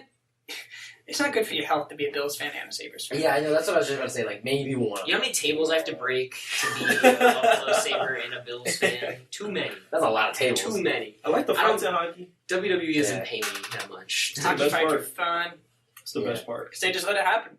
You I- fight, go to the box, okay. You know, I That's think what, maybe, that's what maybe not. baseball should do I now. remember the NHL games back in the day where you could like literally fist fight. Well, you can't Yes. now. Yeah, You can still do that. Yeah, you can still drop. People are like, they're planning, like, do you want to drop the gloves? Okay, let's go. No, and you'll see as soon as puck drops, the gloves will just come off and they'll square up, and it's awesome. And the And refs just stand and watch. Yeah, no, the refs have to stand and watch. And as soon as like one of them falls to the ground and the other's on top, like beat the shit out of them. Oh, sorry, language. That's a fine. Yeah, it's $1. Sorry for if you're my grandmother. Like the refs will only stop it when somebody's like down on the ground. It's so funny. The refs are just skating around them. Yeah. Oh, like, okay. Not again. Is he gonna fall? No, and like I wish other sport. Well, MLB is pretty cool with that. The interesting thing about MLB is where I think it's the only sport left where you can have a bench clearing brawl. You can't have that in hockey more. We were lucky enough to have 2 yesterday. Yeah, there was 2 yesterday. Wait, no, one was the day before, right? I saw the. I believe so. Was it 2 yesterday? Yeah. That's right. Okay. Yeah. I saw the Boston. Yeah. What was the other one? In Colorado against the Padres. Yeah. Ooh. Yeah, dude. Nolan Arenado charged it. Which is so uncharacteristic of him. He's a level-headed dude, man. That was awesome. So, they just announced speaking this. of baseball, They just announced the suspensions for the Tyler Austin Joe Kelly fight. who got what? Kelly got 6 and Austin got 5. So So charged him on Kelly? No, Austin charged the mound after getting hit by the pitch. That's right. Okay, yeah. And Joe Kelly, because Austin went to dive. Austin went to scoop him, but swung first, and then Joe Kelly was like LOL and like pushed him on the ground, just punched him in the back of the head like twice. it's pretty amazing. I'm not sure. I don't think they should be able to fight in baseball, but I think in football they should. They got all that padding. Why not? Well, that's what made the Aqib Talib versus Michael Crabtree so much fun. Yeah. I think. Hey, let's bring Over a fighting chain. into football. Over Yeah. the chin. People already fight in football pretty much. Let's make it legal. Let's like have Legal? people say, yeah. I'm for it. You remember Jalen Ramsey versus AJ Green? Yes, that was my favorite fight of the I year. had never seen anything like that before, especially from AJ Green. Like, he punched his face mask. I was like, yo, you know how much that hurts? Like, Yeah, I mean, that's what I like about hockey. If you're bold enough to absolutely punch him in the helmet, that's what like you deserve it. What about last year? What about last year when Odor knocked out Jose Batista? That's the best punch in baseball. That was the That best was punch amazing. in baseball. So Oh my God. so Jose Batista owns the title of best knockout, or I'm sorry, of best. Like, he holds the biggest L You in talking the about when fight, he but he also dodged it? holds the best bat flip. Yeah, So- absolutely. I mean, I feel like those are definitely correlated. So, yeah, that's probably why. Batista got rocked. Like, That's what I'm saying. Like, Because he's so arrogant. yeah, I don't think he's playing this year. No, he's a free agent right now, but Yeah. he's going to be in Tampa Bay. You think so? I've been saying it. I'm staying by it. hey, best fights in baseball. No, A-Rod versus Veritek? Yeah, That was Veritek good. A-Rod, that was a good one. Hunter Strickland, right? Pedro Bryce Martinez Harper. versus Don Zimmer. That one's a good one. That one is a really good It's one. funny because Oh, Don yes. Zimmer was 72 years old. What about... That's right. Nolan Ryan used to tear people up when they used to attack him. Like, What about... he's would put people in headlocks. I can't remember. I can't Oh, remember. there It was Pirates Cardinals, but it was like 4 different players from each team were just Pirates? going at it. No, Ooh, that Bryce Harper, Hunter Strickland, that holds a very special place in my heart. That one. Because you're a Bryce Harper homer. Well, and I was watching it live. You could have seen You picked Bryce Harper first overall in our MLB fantasy Well, draft. that's because of the name. Like, the name of my team was the You Bryce just saw Way. Like, I Harper's could career not going pick Bryce to win. Harper. You could have just picked any other one. No, but To that the was my max. Picks Max Scherzer. I mean, come on. I should have done that. But, like, that wasn't, that's not as cool. That's not a cool name. But, no, yeah. That, plus, I was watching it live. Me and my dad were just, like, hanging out. And, we were just saw that. We're like, oh, my God. One question I do have, in the Boston Yankees fight yesterday, it all started when Tyler Austin slid deep into second and kind of cleated Yes. Yeah, he cleated Brock Holt. Brock Holt. And people are talking about that rule. What do you think about that rule? About the Chase Utley rule? Yeah, Basically, can I get to chase? Like the sliding, like the way the sliding rule is now. I thought that his slide was, and this is completely non-biased, I thought the slide was okay. I thought Brock Holt just played the base wrong. And Brock Holt, he just kind of turned around and said, like, what's up, man? Like, he didn't really retaliate. Yeah. And then, I actually haven't seen that. Well, I think, and also Boston is kind of like squeamish fact that, Machado ended Pedroia's season on a similar play. Yeah. But I don't like that rule at all. I think the rule should be, if you maintain contact with the bag, you're good. You guys want to analyze some baseball? Sure, what do you got? The Pirates. Yeah, the Pirates. Holy cow, where did that come from? I can't name a single Pirate player. I'm not No, I even being can't. tired. I'm not kidding. You I got can't name a single one. Josh Harrison. Sure. Great, Josh he's not Harrison. the best one. You got Starling Marte, who's coming back. You know one bad with names. I can't Gregory name a single Pirate. Polanco. Jamison Talion has been pitching really well so far this season, and that's been a really good There's sign. a couple surprises in baseball this year. The Pirates Dodgers. being one. Yeah, they're not. You said it from the beginning. You said the Dodgers were going to do badly. Because They're doing I don't really poorly. I don't believe in it. Like I wasn't a believer last year in them. I thought they were too young. And when Rich Hill is your second, when Rich Hill is your 2 or 3, is your 2 or 3, it's just like Bellinger still can't hit breaking balls. Yeah, he can't. He's young. I mean, the Nats have that problem too. Their youth is like really hurting him in that way. Bryce Harper, you put a fastball, he'll crush it. Anything else, like I have a little trouble. Like maybe he can get a slider. Kind of. Sometimes if you hang he's it. inconsistent. But yeah, Pirates. I think Baltimore's been pretty strong coming out so far. they've been decently strong. I'm shocked at how poorly Cincinnati's been doing. Joey Votto has been absolute garbage. You've been surprised by that? That bad? I thought. I mean, the Cardinals are above them. I thought the Cardinals were going to do worse. Whoa! I never thought that. I mean, Pittsburgh being better than the Reds is a surprise, but No, Pittsburgh being Pittsburgh good is a being surprise. 2 games ahead of the Cubs. Yeah. Wow. I haven't heard anything about you, Darvish. How has he been doing? You guys know? In Chicago? Yeah. From a fantasy standpoint, he's been pretty well. I mean, averages above 5Ks. I think he has one. I think he's 1-1 on the year, maybe 1-0. He got paid too much, but that's not a I thing. agree. The Marlins are shocked. I thought they were going to. I thought they were just tanking. Yeah. Yeah. Derek Jeter knows exactly what he's doing. No, Derek Jeter will someday be remembered. He wants to take down the Marlins statue in center field. Well, he's a moron.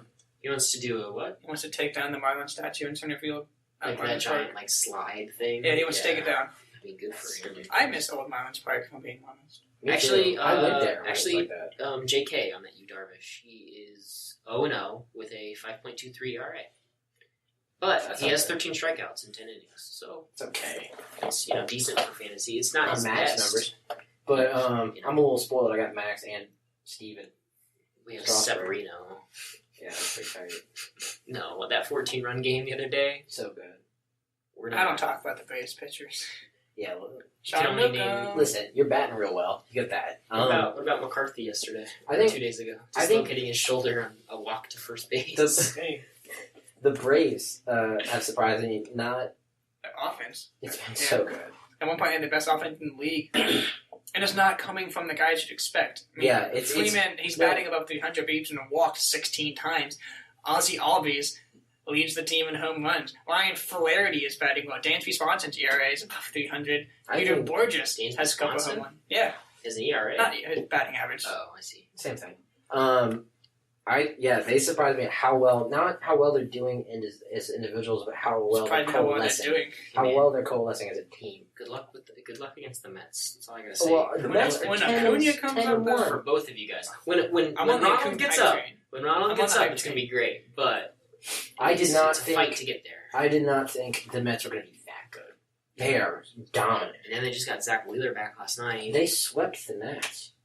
Who did the Mets lose to last year in the playoffs? No, they didn't make the playoffs last Oh, year. they didn't even make Yeah. the playoffs. Like They this just- year's they just- Minnesota Twins. They just keep getting hurt. That's the problem. They It's made like, the World So thought they made the Series. playoffs. They've never had a they healthy made the playoffs the rotation. year before it. 2015 they made the World Series. 2015. And then they haven't done anything since. It's like they've never had a healthy rotation. They've never had Syndergaard, DeGrom, and Harvey But they have it on now. the same rotation. So, and And Steven seeing Matz. what it's Yeah. doing. If they wanted to, That they could kid go. has impressed me. Which one? Harvey. Matt Harvey? Kid. That kid? Whatever. The Dark Knight? Whatever. Maybe he's like old or whatever. He's a kid at heart. Yeah. But no, I saw him pitch against the Nats and I was like, I thought he "Jeez, was going to put get it shipped there." this past year. I- I didn't think he was going to be on the team. That's the best part of the Mets right now. And who's their hot batter? Todd Frazier's been doing really well. I hate that guy. Not Cespedes. Conforto? Yes, thank you. Michael Conforto. Conforto. He's been really good. Yeah. The NL is interesting. Didn't expect the way to go to. AL West. Tony.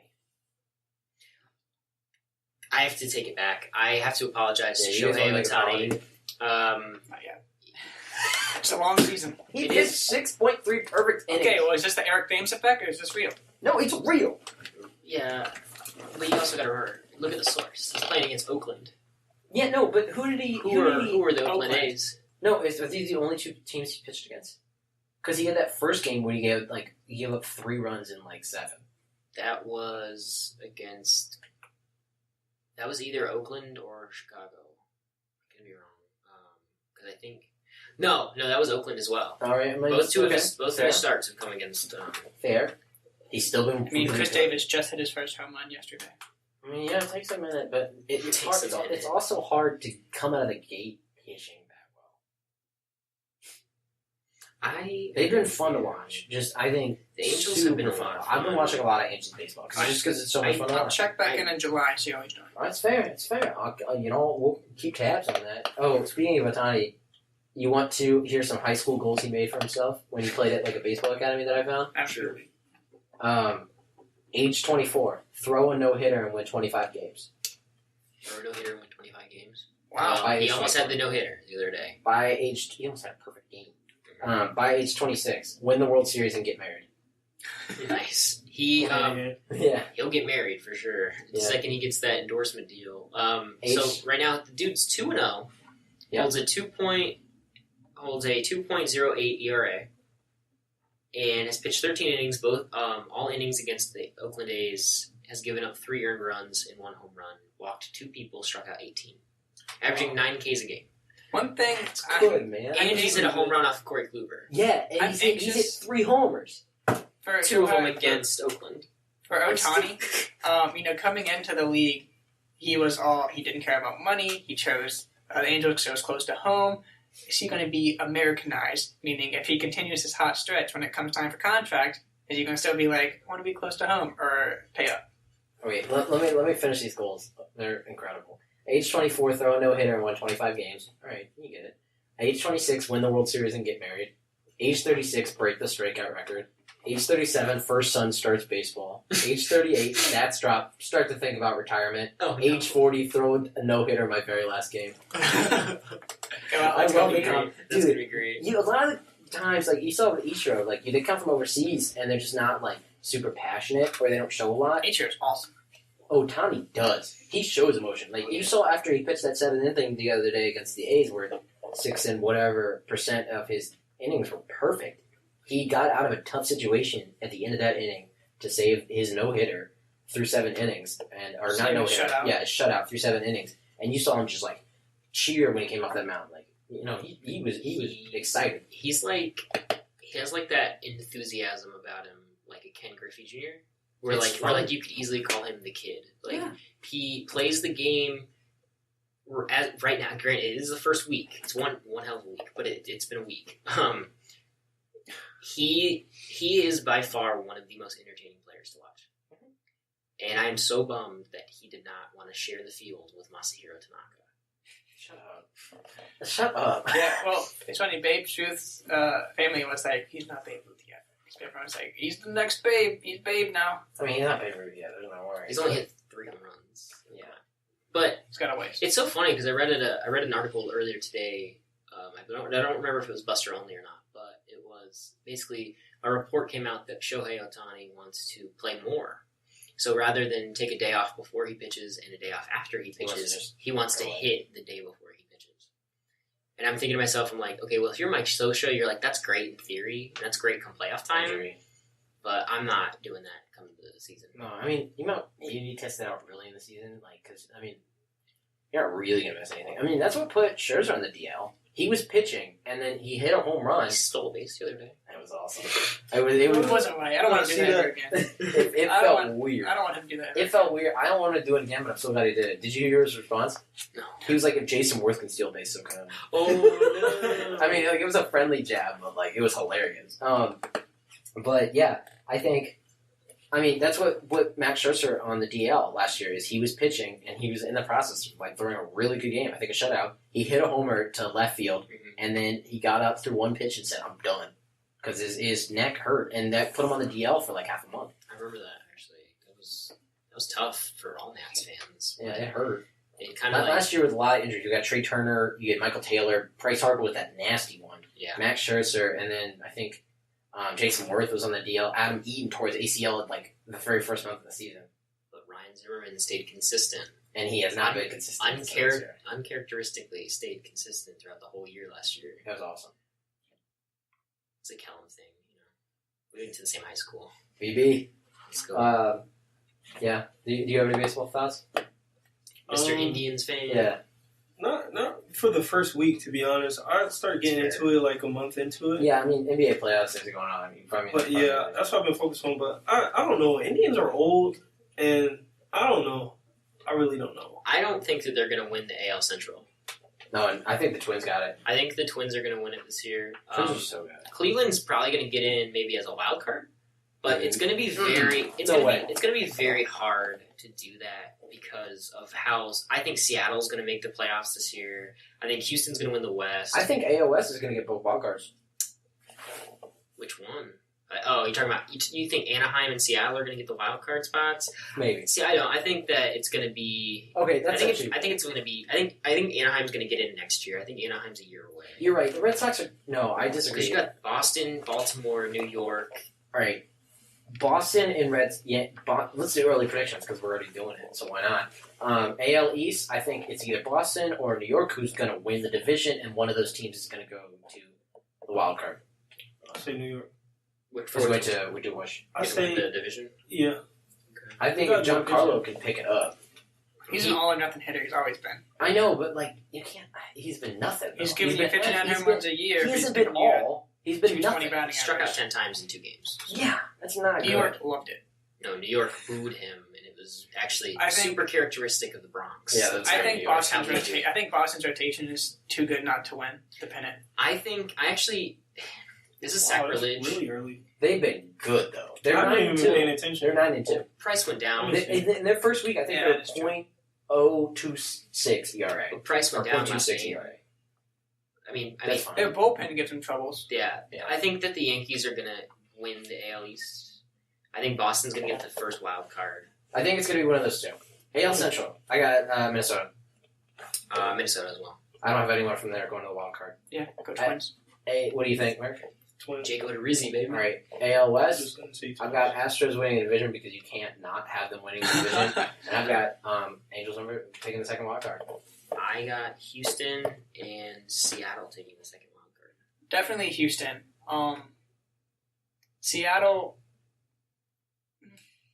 That's what I'm saying. Like it's hard. It's a hard one. Just won the pennant versus 13-year playoff. Well, it's tough. It's super tough. But I think I'm sorry, Grayson. I keep stealing your. No, you're fine. You got it. You're the baseball guy.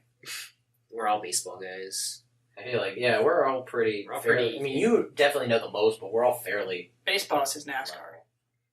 That's true. Wrestling is my NASCAR. That's true. It's like kind of you like wrestling. I love wrestling. Did you wrestle before? No, he's talking about fake. I'm talking about like fake wrestling. Yeah. I was gonna say I wrestled for 12 years. I wrestled in like junior high though. Like, okay. Yeah, he would in his backyard. His coach said, and off the top rope. Yeah. His coach said you couldn't do a pile driver, and he's like, I'm done. I'm done. All right, National League. Who's got the NL East? Washington. But I have the Mets taking the first wild card. Me too. Washington. Although I wouldn't be depressed if the Nats took the first wild card. A little pressure off. Actually, that'd probably make them play better. I think it would, but get them started in that like series and like actually prime for the. What's gonna kill Washington is not having Dusty. I don't think so. David Martinez has been great. I love Dusty. I love Dusty Baker, and I'm glad he's living his best life out in California. His son plays for the Cal Bears, and he goes to every summer game. Nice. And he just like knows all the players, and he's like, that's pretty dope. Imagine being like a California player, like a Bruin, and just like I don't know. They're the Bears, I think. Yeah, the Bears. But he brings people around. Like I think one of the games he's got like planned. I read it somewhere that like he's like Barry Bonds is gonna roll through in a few weeks, and like imagine being like a player there. Like that'd be such a boost to have Dusty over there because his son plays for Cal. If Milwaukee underachieves, they should consider bringing him in. Yeah, absolutely. No, I don't think he wants to go back. I think he's happy. He's happy. I think he's living the Joe Torre life. I'll send you an article. I'll send you an article. He's loving his life. I love Dusty. He's got a winery. I wanted Dusty to take the Yankee job over Aaron Boone, but that's not how it goes. I mean, Dusty's great. I don't think Aaron Boone's like a hero in New York. Oh my gosh, he had the one hit. He had the. He had the wave, the home run. Yeah, the Game 7. Did he have the Game 7 ALCS? I think home run. And like what 2000? It was 03. I'm gonna say Nats, by the way. Nats. I want Bryce Harper to win something. Me too. He'll win it next year in Chicago. If he goes to the Cubs, no, it'll be just as bad for me as It is for Grayson and Kevin Durant going to the Warriors. I I know it'll be bad for me. I will Grayson not. bad? I It'll won't be be that bad? I won't be able to talk about it for a long time. Grayson can't even look at Especially if it's like the Cubs and the Nats in the ALCS, and the Nats are up 3-1, and you could beat them. It's terrible. And then he's like, by the way, I'm leaving. I'm not going to tell anyone. You'll hear it on the Players Tribune. Like, hey, sorry, Trey. I'll see you later. Yeah. And then Trey Turner becomes Russell Well, Westbrook. How old is Bryce Harper? Steals 40 bases, hits 20 home runs, I gets thought 100 I was about to say RBIs. 20. I don't know. Depends. She wins the Triple Crown. Yeah, he just... So, actually, Austin, you should want that to happen. You should want Bryce to leave and not tell Trey Turner. So Trey Turner becomes the MLB's Russell Westbrook Wins the Triple Crown. and wins the Triple Crown. Well, I mean, we've got Victor Robles, one of the best prospects. I don't He's think not Ronald Acuna. it would not. He's pretty good. He's one of the best prospects in the MLB. No one can deny that. But I think if Just busting his chops. Bryce Harper leaves, it wouldn't be terrible. Like, it would suck, no doubt about it. It would not be the be-all, end-all. We could still win a World Series with the players we got. Did you say Washington and World Series? Shut up. I don't care who's on the team. I'm looking at my Bryce. What do you got at the Central? God. Isn't the Central tough? Because they're all kind of the same team. He's 25.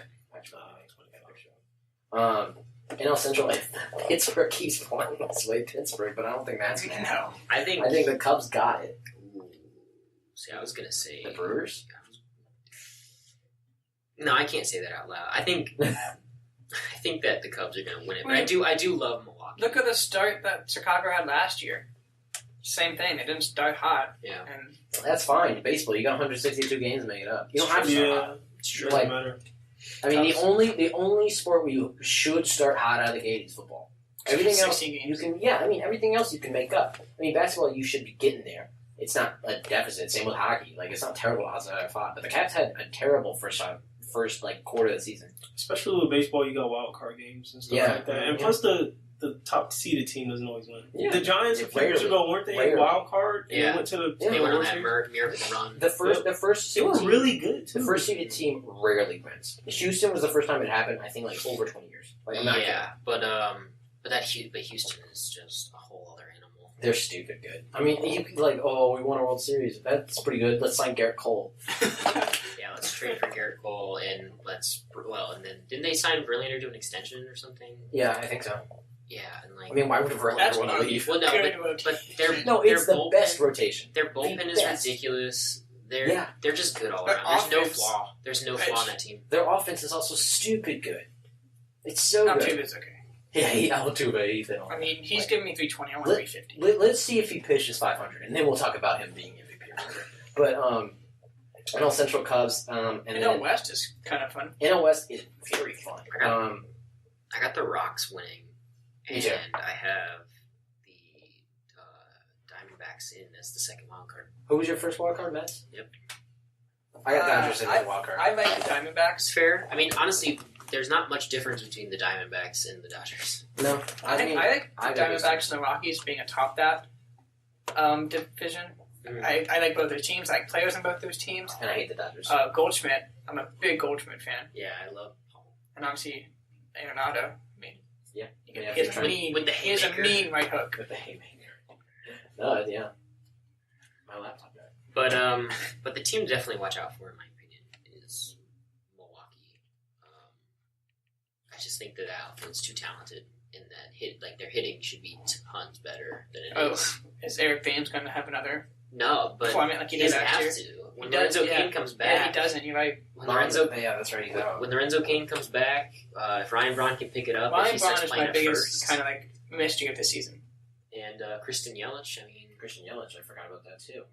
Yeah, you're right. You've I've convinced you. maybe. Domingo Santana, I think the AL is a Sunday. little more clear cut. You could get into semantic, or you could get like who's going to get that second wild card. It's Oh, gonna be yeah, the Angels, yeah. it's going to be the Mariners, but I think Orioles, or Toronto. Orioles, no, won't happen. No, Get out of here. But hey man, about to get Alex Cobb. Also, St. Louis just activated Greg Holland today. did they? Yep. Cool. So he's going to be their closer now. It's gonna be Pretty interesting to watch. They're not gonna pay anything. Well, that'll be pretty interesting when they trade and get Manny Machado. So that's a hot take. The Cardinals are going to trade with Baltimore and get Manny Machado. That's a flaming take. Manny Machado. Manny Machado. Listen, I'm so worked up over Corn what on you just said. Machado. I can't talk straight. What do you think about that? I'm not really knowledgeable about that particular situation. It's a tough one because if you're Baltimore, you've never been one to give big contracts to players that actually deserve them. Like you'll give a big contract to Chris Davis, who strikes out 200 times a season. He broke his bat. But you can't. They were looking to deal him during the offseason. Like what changed? Like Dombrowski is going to do the best for his team. They should have. And if St. Louis gives them an offer that of like prospects that they know are going to be pretty good, He's a free agent after the season. Manny Machado's a free agent after the season. Why didn't they trade him as an off season? option. No, I think. Well, why is he going to stay with Baltimore? Why would he? Well, what I'm saying, if they ship him during the trade deadline, what if he picks up his option in St. Louis for one more year? I mean, I hate the Cards. Don't get me wrong. I hate Cardinals fans. I think that they're more arrogant than Boston fans. But to me, that's just an ideal fit because they also tried to get Josh Donaldson during the season. Or not during the season. Excuse me, last season. I have a lot more studying to do, definitely. You feel intimidated? No, I've been fiending too much on basketball because I do love other There's sports. nothing wrong with that. I've just been fiending too much on basketball. I need to get back into baseball. I used to be baseball fiend, but it just got away from me. I mean, the thing I love about baseball is just all the statistics. Like, I'm not a math guy by no means, but those stats are fun. Like, digging through all those numbers, there's so many. You can make so many numbers. What is slugging? Yeah, I know. What is OPS? What is what's OPS? What is FWAR? What's the WAR? Yeah, the WAR is awesome. What's OBB? Yeah. What's HR? I mean, What's HR? There's so many. What's H? Yeah, I know. What could it be? I was like, why isn't strikeouts SO? Why is it a K? Like, I used to say that when I was a kid. So. Like, you never know. walks is BB based on balls. Yeah. Hit by pitch, HBB. That makes sense. What about the BIB? BIP. No, nobody likes the BIP. I do not like the BIP. I'm gonna be honest. All right. The BHITG, I gotta stop. but honey is the greatest. Yeah. That was a high five. Hey, what's your NASCAR fact today? Oh yeah. Let's bring it on. It's a good one. So this week they're in Bristol, short track, over in Tennessee, and we all know recently Bristol hosted a football game. We do all know that. Virginia Tech and Tennessee. That's a pretty big deal. Anyway, Virginia Tech and Tennessee played a football game in Bristol, but actually it was not the first football game ever to be played in Bristol. Way back in 1961. When did they play a football game at Bristol? 2016 was a big thing. I remember that. Anyway, in 1961, Bristol hosted a football game between the Philadelphia Eagles and the Washington Redskins. It was a preseason game. 8,500 people showed up, and the Redskins won at Bristol Motor Speedway. That was your fun fact? Yeah. That was pretty nice. It wasn't associated with NASCAR, really. So I told you, yeah. Just a I, little bit of NASCAR. Who's your pick for Bristol? Kyle Busch. Ugh. I don't like to say it, but he has his past 5 races, or 6 races, has been second, third, second, first. He's due for a win. What can you say? I've been saying that for weeks. I don't think I can look at you right now. That's disgusting. I don't like him, but he's good. Is NASCAR top heavy with talent? Yeah. Yes. I'm gonna take. I know that. That's all I know. Yeah, that's all I know too. Like, I don't ever hear about a sleeper or whatever. It's rare. And that says Talladega, Daytona. You know what I do like? I like Formula One. Yeah, it's pretty cool. Crazy. It's fast. There he is. Yeah. He's projected to win. Guys, we gotta save this for our other NASCAR podcast. All right, well, before we get off, I'm taking Kevin Hart. Who you taking to win? Just Dale Earnhardt. There you go. Yeah, which one? Wait, Junior? No. Dead You're one? taking senior? Yeah. Dead one or the retired one? I'm all about these hot takes. Yeah, the dead one. Yeah. All right. The ghost of Dale Earnhardt wins at He's Bristol. speedy.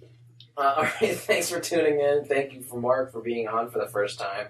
I like his NBA analytics. They're a lot more than I will ever have. It's okay. Trying.